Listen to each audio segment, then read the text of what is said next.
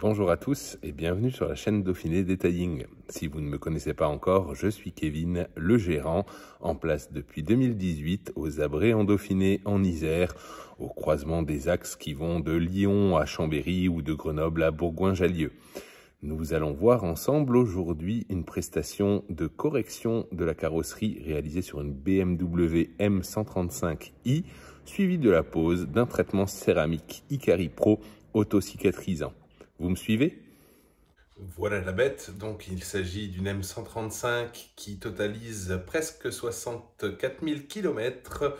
Elle est arrivée à bien micro-rayée et la prestation a commencé bien sûr comme d'habitude par toute la partie préparation sur l'aire de lavage. Pré-lavage, décontamination chimique, lavage manuel, décontamination mécanique. Revenons sur une petite partie de cette prestation.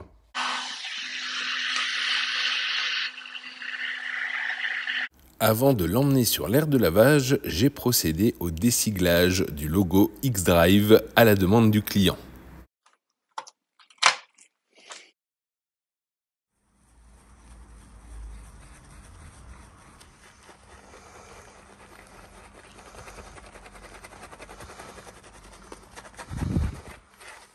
Alors aujourd'hui, je passe rapidement sur toute la phase de préparation. On va juste s'arrêter sur l'étape de décontamination mécanique. Vous avez pu voir dans certaines de mes précédentes vidéos les décontaminations mécaniques à la barre d'argile.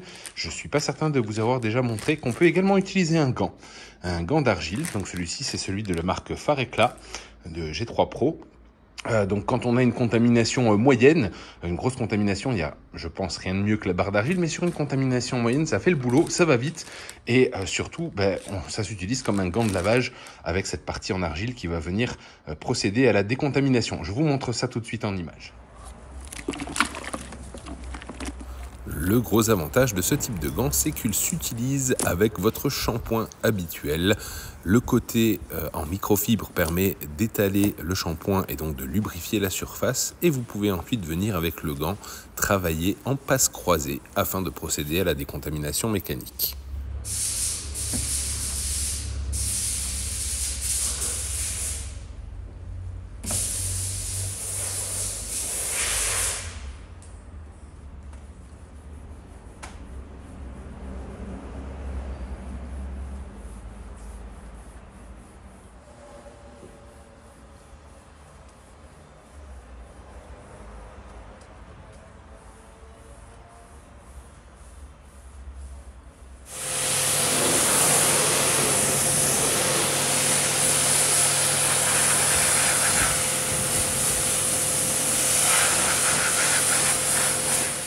Procédez bien sûr panneau par panneau, n'oubliez pas de rincer régulièrement votre véhicule, surtout si comme lors de cette vidéo il fait chaud, et vous procédez ainsi sur l'entièreté du véhicule. Voilà pour cette petite aparté sur la phase de préparation. Si vous voulez en voir plus sur les parties préparation, pré-lavage, lavage, décontamination, n'hésitez pas à aller consulter mes autres vidéos que vous n'auriez pas vues. Voilà, après cette phase, j'ai donc rentré le véhicule à l'intérieur du local pour procéder à son séchage intégral, au masquage des éléments sensibles, et j'ai commencé par une rapide correction des impacts les plus voyants sur le capot. Les impacts sur cette teinte noire faisaient vraiment plein de petites taches blanches, donc j'ai corrigé les plus gros. Pour ce faire, j'ai utilisé une cale de ponçage avec une marguerite, un papier à poncer marguerite en 2000. Je procédais à sec pour venir ébarber les impacts que j'ai ensuite remplis avec de la teinte, soit au moyen de ce petit stylo à gravité que vous avez pu déjà voir dans certaines de mes vidéos, ou alors avec un tout petit pinceau de retouche. Voilà, je suis venu combler ces impacts, puis je les ai à nouveau poncés pour les mettre le plus à plat possible, les niveler à maximum, et j'ai ensuite fait remonter la brillance lors du polissage. Voilà un petit aperçu à la fin de la correction des impacts. À ce stade-là, il ne reste plus qu'à polir. Le polissage a majoritairement été réalisé en deux passes, avec en première passe le pad en laine bleue de chez Rupers associé au DA Corse, donc à la machine orbitale, et la deuxième et dernière passe avec le pad mousse blanc, toujours de chez Rupes, et le Uno Pure en polish de finition. Par endroits, les rayures profondes ou encore les corrections d'impact sur le capot ont nécessité un polissage à la rotative. J'ai utilisé pour ce faire le G360 de chez Farecla, associé au pad hybride en laine de la même marque. Voici donc ces pads-là en laine bleue pour la phase de correction à l'orbital et les pads blancs en mousse de chez Rupes pour la passe de finition.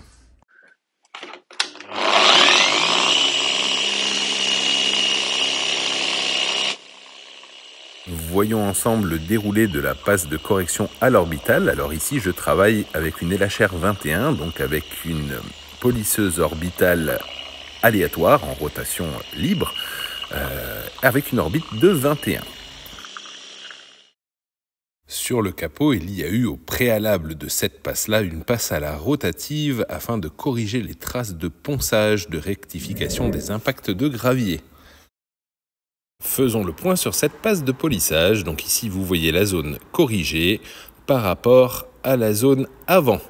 Quelques micro-rayures, mais surtout un vrai voile terne, un vrai voile d'oxydation, puisque la passe hard que vous m'avez vu faire, étant réalisée avec un compound et un pad en laine, il laisse un voile blanc.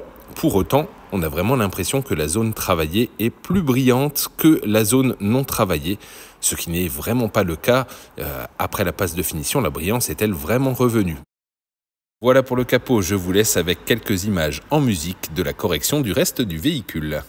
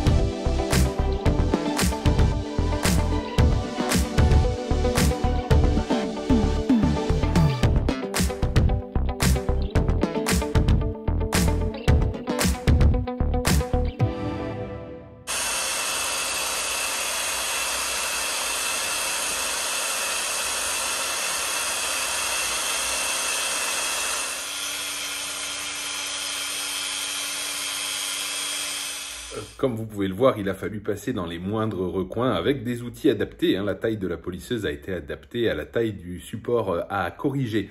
Donc voilà, la correction terminée, le masquage du véhicule a été supprimé, puis le véhicule a été complètement dégraissé à l'aide d'une solution à base d'IPA, d'alcool isopropylique, avant de procéder à la pose du traitement céramique. Le client avait choisi pour la protection une Icari Pro, céramique autocicatrisante, qui fait partie de la gamme des céramiques Icari que nous proposons ici à l'atelier.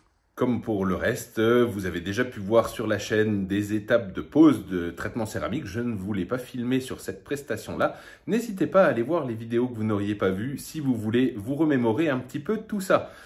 Eh bien écoutez, pour aujourd'hui, on va en rester là.